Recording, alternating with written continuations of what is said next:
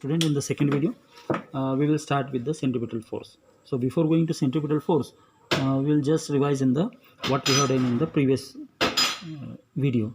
We have seen about the centripetal acceleration. What is centripetal acceleration? It is the acceleration along the radial line, and it is always directed towards the center of the circular path. So any body which is moving in a circular path will have the centripetal acceleration.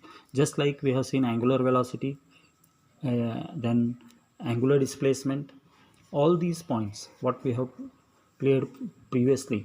On the same basis, now we have seen the centripetal acceleration. Next comes centripetal acceleration. What we have to write? Centripetal acceleration AC is equal to v square by r, where v is the velocity, r is the radius of the circular path. Next comes the centripetal force. Now what is centripetal force? So to calculate the force, first of all we must know that from Newton's second law of motion, that we are going to study in the next chapter, fifth chapter, that is laws of motion. There we will study that F is equal to m into a, where m is the mass of the body and a is the acceleration of the body.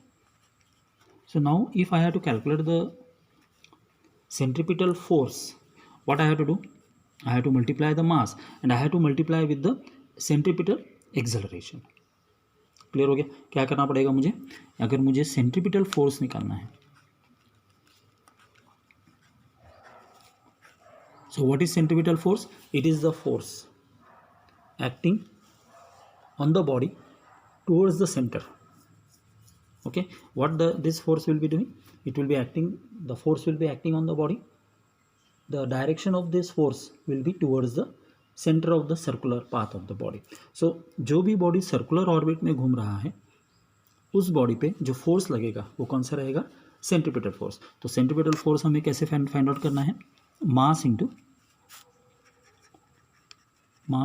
Into centripetal acceleration. How we have to do? Mass into centripetal acceleration. So in the mass is m. What is centripetal acceleration? V square by r. So what this force is called? Force is given by F is equal to m v square by r. तो अभी हमको किसी भी body को circular orbit में अगर हम rotate कर रहे हैं तो उस बॉडी के ऊपर फोर्स जो लगेगा वो कितना लगेगा? M V square by R, where M क्या है? मास है, वी क्या है? वेलोसिटी, आर क्या है? Radius of the circular path है. तो centripetal force is very important force because now in the first year we are considering the concept. Now in second year when we'll go, so there whatever the derivations are there, the body which is moving in a circular path, there we have to understand that it must have the centripetal force. It will have the acceleration. That acceleration will be called as centripetal acceleration, and the force acting on that particular body towards the center of the circular path will be given by the centripetal force. So this centripetal force is given by mv square by r. तो ये जो force है ये अभी हमें याद रखना पड़ेगा. Centripetal force that is M V square by R. ये हमने कैसे फाइंड आउट किया? हमने फोर्स का फॉर्मूला लिया है mass into acceleration. So mass into acceleration, this is the given by the Newton second law. As per the Newton second law, mass into acceleration is force acting on that particular body. Since we have to calculate the centripetal force, so here what will happen? The formula will become mass into centripetal acceleration. So what is the centripetal acceleration? Just now in the previous video we have calculated, it is given by v square by r. So क्या हो जाएगा centripetal force का formula? mv square by r. Okay, in this particular case अभी हमने complete कर लिया है centripetal force. Centripetal force is given by mv square by r. अभी ये अपना लास्ट टॉपिक था इस चैप्टर का. अभी हमको क्या करना है? Will just fastly I will revise the things, क्या क्या हमने इस चैप्टर में पढ़ लिया था. तो फर्स्ट हमने क्या देखा था? हमने देखा था scalars. What are scalars? Then we have seen what are vectors. फिर उसके बाद हमने स्केलर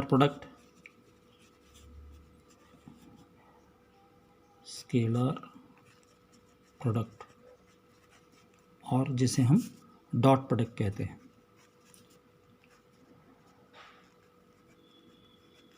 ओके, उसके बाद हमने देखा था वेक्टर प्रोडक्ट और क्रॉस प्रोडक्ट।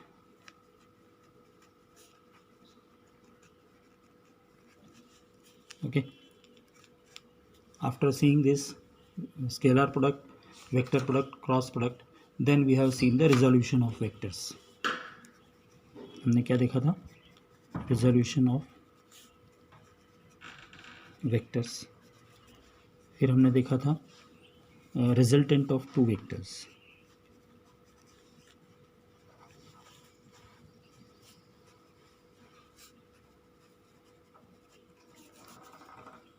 उसमें हमने एडिशन,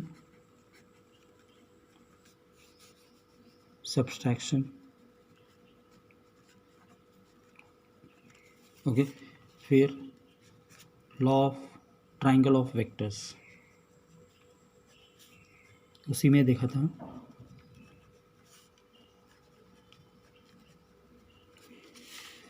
उसके बाद हमने फाइंड आउट किया था magnitude and direction of the vectors.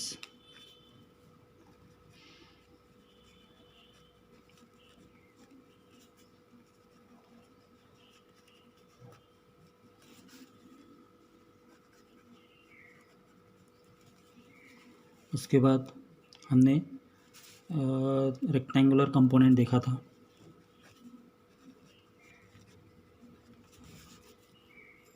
Rectangular component of vector,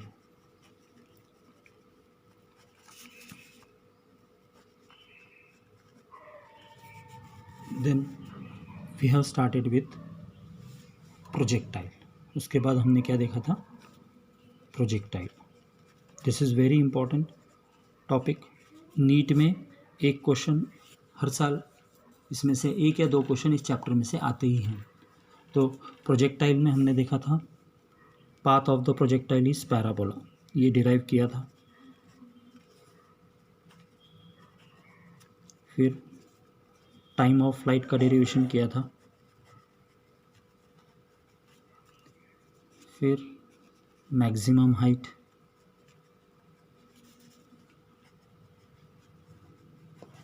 फिर रेंज ऑफ प्रोजेक्टाइल। ये डेरिवेशंस बहुत इंपॉर्टेंट है, हर साल अल्टरनेटली कोई ना कोई डेरिवेशंस इसमें से पूछते ही हैं। फिर हॉरिजॉन्टल रेंज हो गया। फिर हमने देखा था सेंट्रीपिटल एक्सेलरेशन।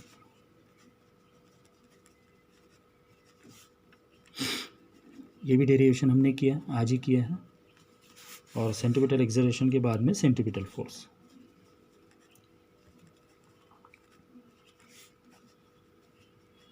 ओके, ये सब टॉपिक्स हमने देख लिए थे। अभी सारे के सारे टॉपिक्स बहुत इंपॉर्टेंट है, not only for the first year, मगर यही टॉपिक आगे हमको सेकेंड ईयर के जो भी हमको स्टडी करना है टॉपिक, उसमें ये सब बेसिक होगा।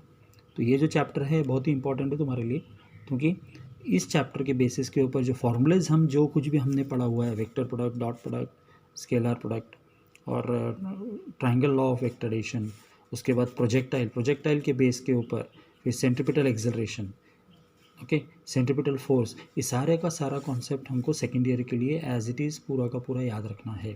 फिजिक्स सेकेंड ईयर फिजिक्स के लिए this is the base. So whatever the physics we are studying in the first year, it is a base for the second year. तो हमको अच्छी तरह से इसको प्रिपेयर कर लेना है। नीट के लिए 2 से 3 क्वेश्चन इस चैप्टर में से हर साल रहते हैं।